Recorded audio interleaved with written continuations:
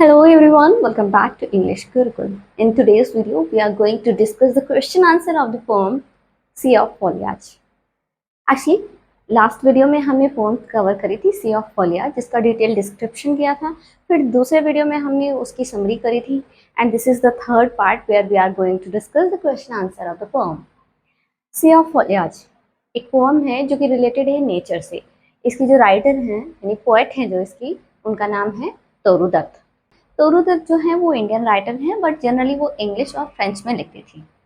तो चलिए question answer हम देख लेते हैं क्या है। फर्स्ट क्वेश्चन है, what makes the poets garden attractive. ऐसी क्या चीजें हैं जो पोएट के गार्डन को अट्रैक्टिव बना रही हैं। तो चलिए आंसर देखते हैं। The poets garden is attractive because of its variety of plants. इनके जो गार्डन है, जो पोएट का गार्डन है, उसमें वैरायटी ऑफ प्लांट है, अलग अलग तरीके के पेड़ पौधे हैं। एंड कंट्रास्टिंग कलर्स, और बहुत सारे कंट्रास्ट कलर हैं। कंट्रास्ट मतलब होता है अपोजिट, जैसे white and black, red and green. तो ऐसे कंट्रास्ट कलर के हैं बहुत सारे प्लांट्स हैं। मतलब जो पोएट हैं उनका गार्डन बहुत अट्रैक्टिव है क्योंकि इनके गार्डन में वैरायटी ऑफ प्लांट है, बहुत तरीके के प्लांट हैं, और वो कैसे हैं, कंट्रास्ट कलर्स के हैं। It is filled with tamarind. इसमें क्या क्या है, टैमरिंड इमली के पेड़ हैं, मैंगो के पेड़ हैं, पाम ट्री हैं, बैम्बू ट्रीज हैं, सीमल ट्रीज हैं, एंड वाइट कलर के लोटस भी हैं। Each offering different shades. और जो जितने भी प्लांट हैं, जितने भी ट्रीज हैं, वो क्या ऑफर करते हैं, वो अलग अलग तरीके के शेड्स ऑफर करते हैं। मीन्स सबकी जो पत्तियां हैं ना, उनका कलर अलग अलग है। किसी का लाइट ग्रीन है, किसी का डार्क ग्रीन है, किसी का एकदम ब्राइट है। तो ये सभी इसमें चेंज हैं। एंड ब्यूटी, तो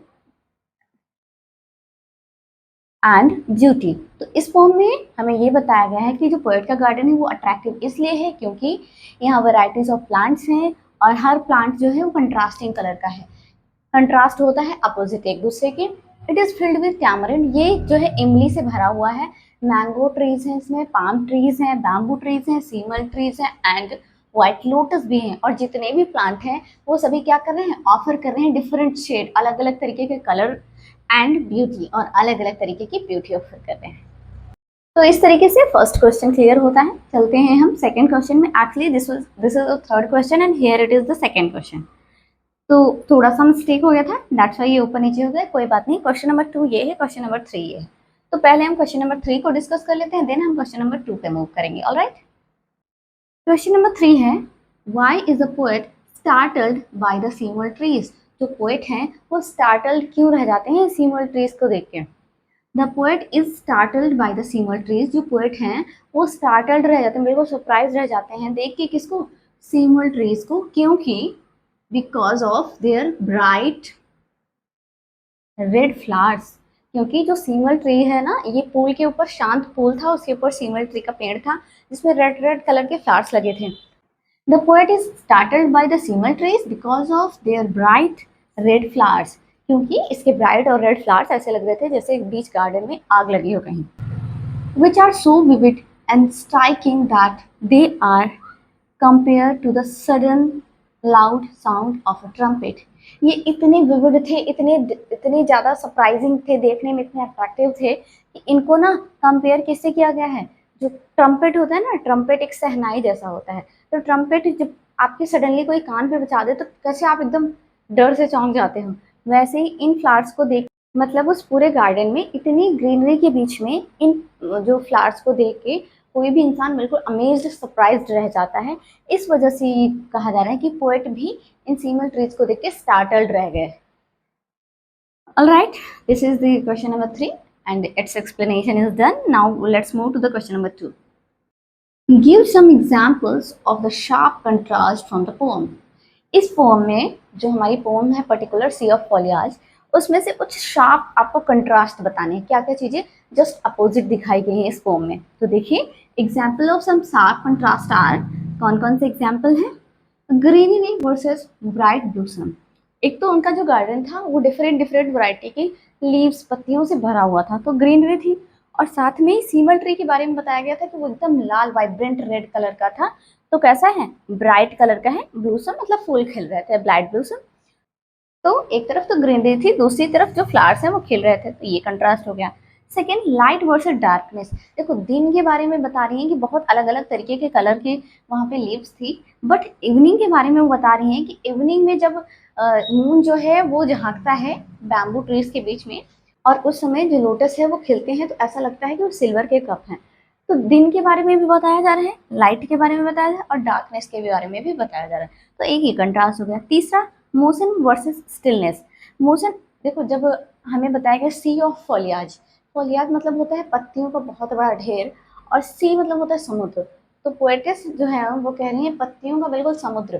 तो क्योंकि जो हमारा समुद्र होता है उसमें हमेशा मूवमेंट होता रहता है, हमेशा लहरें चलती रहती हैं, तो मोशन उसमें कंटिन्यूस रहता है। लेकिन जब पूल की बात की जा रही है तो कहा जा रहा था कि जो पूल है वो बिल्कुल शांत है, जिसके ऊपर सीमल ट्रीज लगे हुए हैं ना, वो पूल जो है वो बिल्कुल स्टिल, बिल्कुल शांत है। तो उसके बारे में बताया जा रहा है कि मोशन भी है और साथ में स्टिलनेस भी है। इस तरीके से हमारे 3 क्वेश्चन क्लियर होते हैं। अब हम मूव करते हैं नेक्स्ट स्लाइड पे, जहाँ पे हमारा 4th और 5th क्वेश्चन हमें मिलेगा। क्वेश्चन नंबर जो 4 है हमारा, उसमें क्वेश्चन आपसे पूछ रहा है what does the phrase drunken with beauty means. Poem में एक लाइन है drunken with beauty means beauty को देख के बिल्कुल उनको चक्कर आ गया, ऐसा वो लगने लगे जैसे एक इंसान ड्रिंक करने के बाद नहीं अपने होश खो देता है, वैसे ही उनकी गार्डन की ब्यूटी देखने के बाद इंसान अपने होश खो सकता है। तो ये कहा जा रहा है कि what does the phrase drunken with beauty means. इस फ्रेज यानी कि ड्रंकन विद ब्यूटी, इस फ्रेज का मीनिंग क्या है? तो चलिए देखते हैं आंसर के through. The phrase drunken with beauty means, इसका मतलब ये है being so overwhelmed and enchanted by the beauty of the garden that it feels almost like a dream or a magical experience, causing one to lose oneself in admiration। जैसे कि मैंने इसको आपको पहले ही एक्सप्लेन कर दिया, स्टिल मैं बताती हूँ। फ्रेज ड्रंकन विद ब्यूटी, इसका मतलब ये होता है being so overwhelmed means garden की ब्यूटी देख के आप एकदम मंत्रमुग्ध हो जाएं, एकदम अलग ही दुनिया में पहुंच जाएं, उसी में खो जाएं। And enchanted by the beauty of the garden means garden की ब्यूटी को देख के आपको बिल्कुल अपने होश ही खो दें, एकदम उसी में मस्त हो जाएं उसको देख के बिल्कुल। That it feels almost like a dream, और इतनी ब्यूटी चारों तरफ आपको ऐसा लगेगा जैसे आप कहीं सपना देख रहे हो, इतनी ज़्यादा सुंदर वो गार्डन है। और अ मैजिकल एक्सपीरियंस, जैसे कि आपको फील होता है कि कुछ जादू हो रहा है आपके आसपास। Causing one to lose one self, और इनके गार्डन की ब्यूटी को देख के ही इंसान अपने आप को भूल सकता है और कंटिन्यू उसको एडमायर करता रहता है। मीन्स ड्रंकन विद ब्यूटी ऐसे समझिए, जो पर्सन ड्रिंक कर लेता है, ड्रिंक करने के बाद उसे लगता है कि पूरी दुनिया बहुत सुंदर है, वो मतलब सारी दुनिया उसके हिसाब से चल रही है, वो कोई सपना देख रहा है, वो कहीं स्वर्ग में आ गया है, पैराडाइज में आ गया है।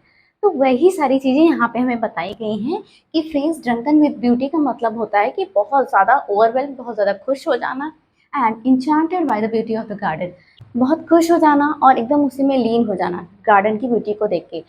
इसको देख के ऐसा फील होता है, ऐसा लगता है जैसे कि आप कोई सपना देख रहे हो या फिर कोई जादू आपके साथ हो गया हो, और एक इंसान अपने आप को भूल सकता है उस गार्डन की ब्यूटी को देख के और कंटिन्यू उस ब्यूटी को एडमायर मतलब देखता रहता है, निहारता रहता है।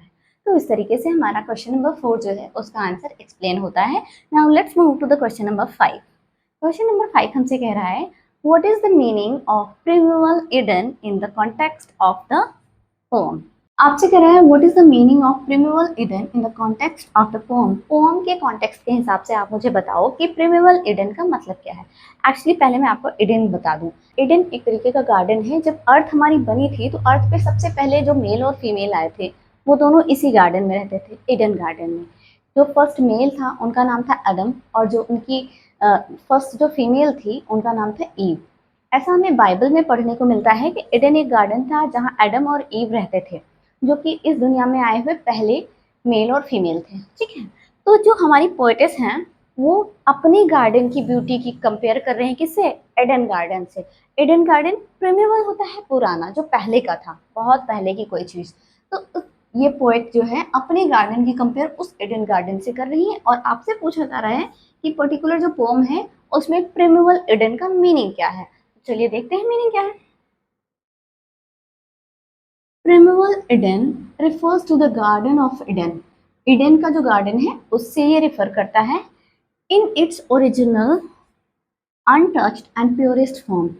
जब हमारा जो ईडन का गार्डन था, जब वो बिल्कुल ओरिजिनल था, बिल्कुल नया था और अनटच, उसे किसी ने भी नहीं छुआ था, बिल्कुल वैसा ही था, एंड प्योरेस्ट और एकदम प्योर था, तो उससे कंपेयर कर रही है पोएट अपने गार्डन को। ठीक है, the poet compares her garden's beauty to this ancient paradise and suggesting it is full of natural wonder and peace। जो पोएट हैं वो कंपेयर कर रहे हैं, कंपेयर क्या मतलब तुलना कर रहे हैं, किससे? अपने गार्डन की तुलना कर रही हैं, अपने गार्डन की तुलना, अपने गार्डन की ब्यूटी की तुलना किससे कर रही है? वो जो एंशिएंट पैराडाइज ना, पुराना जो स्वर्ग है, यानी कि एडन गार्डन जो कि स्वर्ग जैसा हम मानते हैं, उससे कंपेयर कर रही हैं और सजेस्ट कर रही हैं कि it is full of natural wonder and peace. और कह रही हैं इनका जो गार्डन है वो भी नेचुरल के वंडर से बिल्कुल भरा हुआ है और वहाँ बहुत शांति है। मीन्स वहाँ तरह तरह की पत्तियाँ हैं और सब में थोड़ा थोड़ा सा चेंज है कलर का, प्लस पीस बहुत ज़्यादा है इनके गार्डन में। तो ये अपने गार्डन की कंपेयर कैसे कर रही हैं? प्रिमेवल एडन गार्डन से कर रही हैं। पोएट जो है अपने गार्डन की तुलना प्रिमेवल एडन से कर रही है, जो कि एंशिएंट पैराडाइज है। एंशिएंट मतलब होता है पुराना, पैराडाइज मतलब होता है स्वर्ग। तो पुराने, आप ईडन गार्डन को स्वर्ग मानते थे क्योंकि वहाँ जो पहले सबसे first born male and female वहाँ रहते थे। और जो पोएटेस है हमारी, वो अपने गार्डन की कंपेयर कर रही हैं प्रिमेवल एडन गार्डन से। तो इस तरीके से हमारे जितने भी शॉर्ट आंसर हैं वो सभी कंप्लीट होते हैं। आई होप कि एक्सप्लेनेशन आपको समझ में आई है। Still if you have any doubt then don't hesitate to write your doubt in the comment section. इस तरीके से ये आंसर हमारे फिनिश हो रहे हैं। नेक्स्ट वीडियो में हम करेंगे थिंक एंड आंसर। और वीडियो अच्छा लगा हो तो प्लीज़ वीडियो को लाइक ज़रूर करें। चैनल पे पहली बार विजिट कर रहे हैं तो चैनल को सब्सक्राइब करें।